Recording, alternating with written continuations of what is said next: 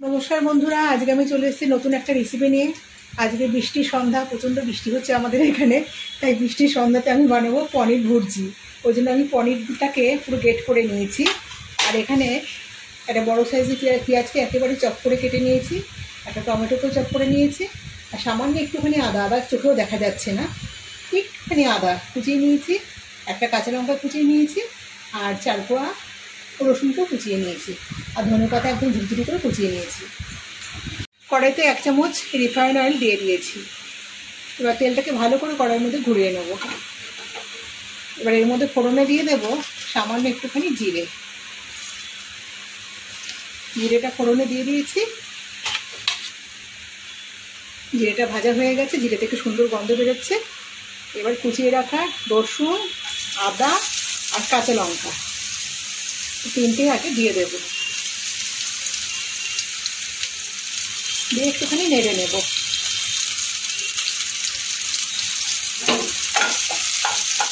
रान्नाटा खाबारटा खेते ना भीषण भालो लागे, खूब टेस्टी खाबार। এটা রুটি পরোটা লুচি আর যদি নান টান হয় তাহলে তো কথাই নেই, সবার সাথেই দারুণ লাগে। রসুনটা একটু হালকা একটু ভাজা হোক। গ্যাসটাকে আমি কমিয়ে রেখেছি কারণ আমার গ্যাসটা না খুব দাউ দাউ করে জ্বলে উঠছে, ভরা সিলিন্ডার ভয় লাগে। রসুন থেকে গন্ধ বেরোতে শুরু করে দিয়েছে। এবার পেঁয়াজ কুচিটার মধ্যে দিয়ে দেবো।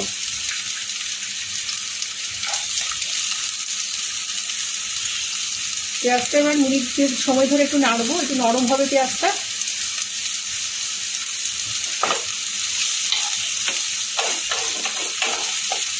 গ্যাসের ফ্লেমটাকে মিডিয়ামেই রেখেছি।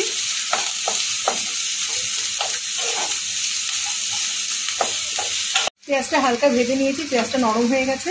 এবার একে একে এখানে মশলা অ্যাড করব। দিয়ে দেবো সামান্য একটুখানি হলুদের গুঁড়ো,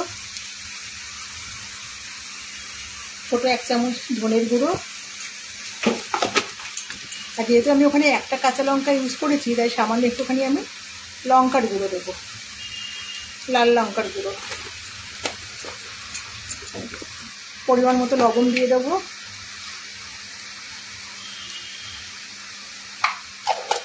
সামান্য একটুখানি জল দেবো, আর তেলটা একদম কম দিয়েছি, মশলাটা পুড়ে যাবে।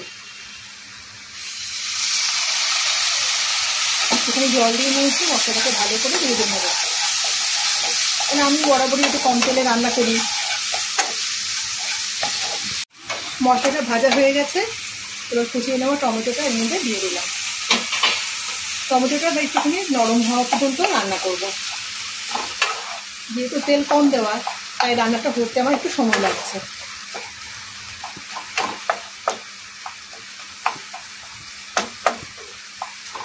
টমেটোটা একটু মজুদ, টমেটোটা একেবারে মজে গেছে, নরম হয়ে গেছে, মশলাটাও ভালো করে কষানো হয়ে গেছে। এখানে দিয়ে দেবো পরিমাণ মতো জল।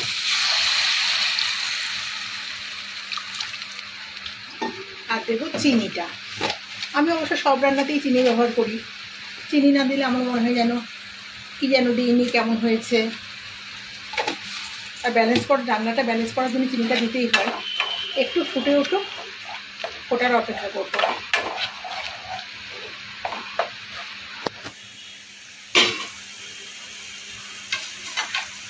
ফুটে উঠেছে।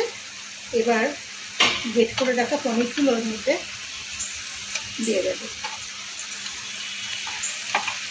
পনিরটা দিয়ে ভালো করে মিশিয়ে নিচ্ছি। ফুটছেও, এটা ভালো মতো ফুটে উঠেছে। এবার এর মধ্যে দিয়ে দেবো সামান্য একটুখানি কসুরি মেথি, হাতের তালুতে ঘষে দিয়ে দেবো একটুখানি।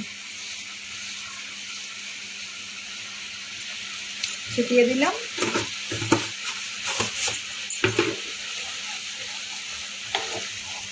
নাড়তে থাকি, কারণ অল্প তেলে তো অনবরত না নাড়লে পরে না আবার নিচ থেকে আটকে যাওয়ার ব্যাপারটা কেটে যাবে। এটা একটু শুকনো শুকনো হবে, তাই আমি একটা একটা করে ভালো করে নাড়বো। আবার জলটা না দিলে কি হতো, পনিরের ভিতরে কিন্তু মশলাটা ঢুকতো না। সামান্য একটুখানি ধনেপাতা কুচি এর মধ্যে ছড়িয়ে দিচ্ছি। আবারও ভালো করে নেড়ে দেবো।